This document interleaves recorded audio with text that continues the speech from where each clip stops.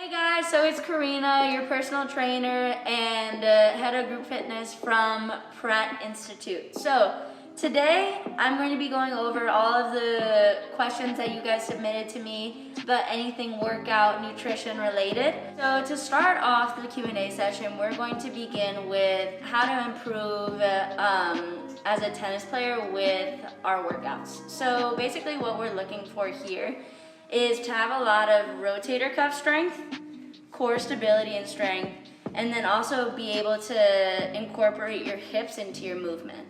One exercise that I suggest for you is going to be our medicine ball rotations. I know a lot of people probably don't have those available. However, you can really just replace this movement with a dumbbell or some sort of weight to hold in your hand. If you have like a basketball or anything like that, you can even just practice the movement and that's going to be sufficient as well. Step 1 in this movement is going to be separating your feet about shoulder width apart. Step 2 is going to be setting up your arms in a good sharp angles. Our left arm is going to be in a nice sharp 90-degree angle, and our right arm holding the ball in place is going to be at a nice sharp high angle.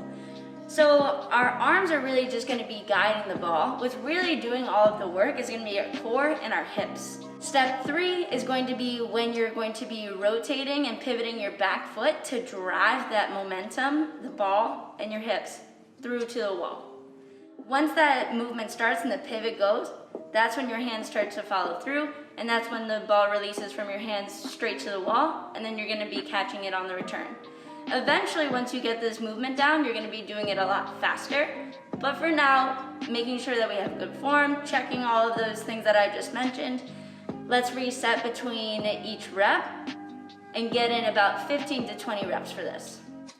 So for exercise number 2, we're going to be doing speed skaters, but for balance and not speed. With a speed skater for balance, what we're going to do, and just like we're doing running or any other activity, usually we want to have opposite hand going up when your opposite leg is moving. We're going to move to one side, catching ourselves on one foot. So in this case, usually in a speed skater, we're going back and forth as quick as possible.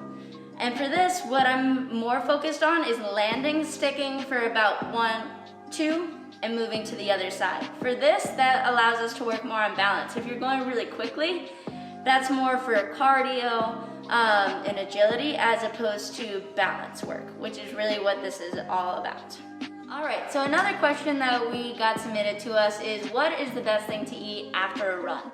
What I'm going to suggest for you after your workouts period, running, lifting, whatever, is that we're gonna get highly dense protein meal, whether that is a protein shake, whether that is chicken or some hummus, or if you're a vegetarian, highly protein based, greens, and if you're trying to lose weight, I would avoid carbs in that post-workout meal. I am not saying that carbs are bad. I would like to emphasize the opposite of that. That's a great pre-workout meal. However, once we just did our workout, we really want to keep it more into what's going to help our body recover, which is going to be those proteins, and then making sure that we get our greens in for the day as well. Hello yogis, I know that you guys are here looking for how you can get better at yoga. But one thing I really want you to think about is what yoga is not giving you. These things are all going to be helping you get better at your practice. However, yoga is very great for establishing a lot of core and upper body strength. What I want you guys to be focusing on though is how do we incorporate maybe wrist strength into the equation. So exercise number 1 is going to be wrist curls. I know a lot of people, including all of my clients, tend to have a lot of wrist discomfort. So in order to remove this discomfort from your practice, one thing that I really suggest is getting weights. On the heavier side is preferable. However, if you've never picked up a weight before, maybe start with like 10 pounds, 5 pounds, and then go from there. You want this to be relatively challenging, and you also want a lot of reps. It doesn't matter which one you start with, however, you do want to work the front and the back of your wrists. In order to do this, you're just gonna have 2 weights in your hands, placing your arms straight. Make sure that we have good posture when you're doing this exercise. So chest out, shoulders back, arms straight, and that's when you're going to start your 15 to 20 reps until you feel fatigue.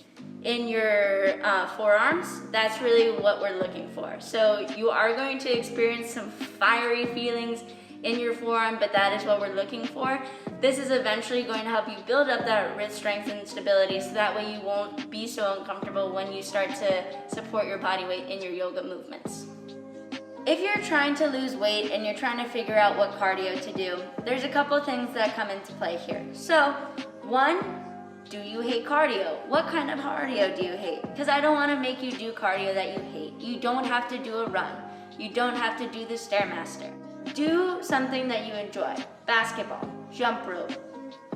If you are a runner, go for a run. It's really just what can you do that you can do consistently, and that's really going to be the answer to the question for best source of cardio. However, for me personally, what I'll say is rowing machine, and then playing sports is definitely my favorite form, and jump rope as well.